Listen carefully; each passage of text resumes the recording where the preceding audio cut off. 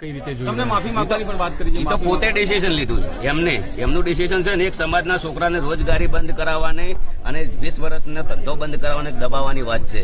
મારું પરિવાર મારું કુટુંબ છે, એમને ખબર નથી કે આ વ્યક્તિઓની કેટલી મહેનત છે. એક સમાજના છોકરાને દબાવવાની વાત કરી. એમ તો નિર્ણય મંજૂર છે તમને? નથી બિલકુલ મંજૂર. મારો કહેવાનો મિનિંગ એમ છે કે ચલો કે આ જીઓનો ટાવર છે 350 રૂપિયા ભાવ છે, કેટલો રિચાર્જનો, બરાબર. દરેક ગામની અંદર સમાજ નિર્ણય કરી કે ભાઈ તમારું ટાવર નહીં રહેવા દઈએ, 4 રૂપિયા રિચાર્જ ના કરો. નહીં થાય એમનાથી, કદી નહીં થાય. આજે નહીં થાય કાલે નહીં થાય.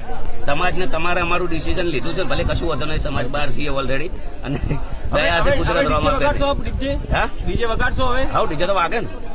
અનફોલો કરવાની વાત કરી છે કે ગબ્બર ઠાકોર અને બંને ભાઈઓને અનફોલો કરવા સોશિયલ મીડિયા. અનફોલો તો હવે છે વસ્તુ છે, લોકચાહનાની વાતો છે. અનફોલો તો બરાબર, લોકો જે અમારી વેદના સમજે છે એમને ખબર છે, બરાબર.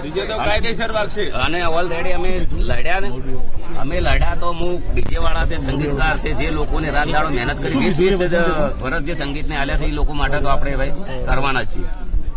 મોરબીમાં